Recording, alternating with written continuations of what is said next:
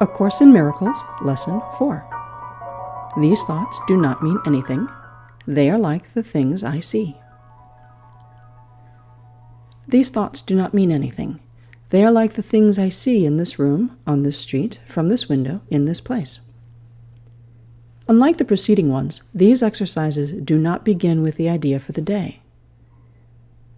In these practice periods, begin with noting the thoughts that are crossing your mind for about a minute, then apply the idea to them. If you are already aware of unhappy thoughts, use them as subjects for the idea. Do not, however, select only the thoughts you think are bad. You will find, if you train yourself to look at your thoughts, that they represent such a mixture that, in a sense, none of them can be called good or bad. This is why they do not mean anything.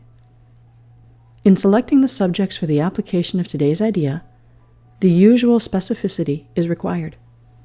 Do not be afraid to use good thoughts as well as bad. None of them represents your real thoughts, which are being covered up by them. The good ones are but shadows of what lies behind, and shadows make sight difficult. The bad ones are blocks to sight, and make seeing impossible. You do not want either.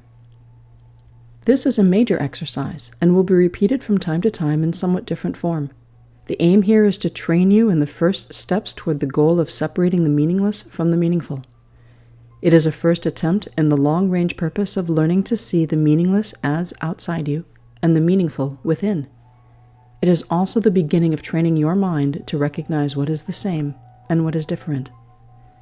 In using your thoughts for application of the idea for today, identify each thought by the central figure or event it contains. For example, this thought about blank does not mean anything. It is like the things I see. It is like the things I see in this room, on the street, and so on. You can also use the idea for a particular thought that you recognize as harmful.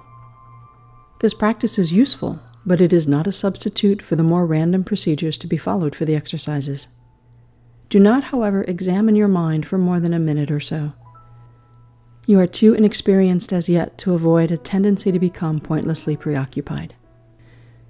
Further, since these exercises are the first of their kind, you may find the suspension of judgment in connection with thoughts particularly difficult. Do not repeat these exercises more than 3 or 4 times during the day.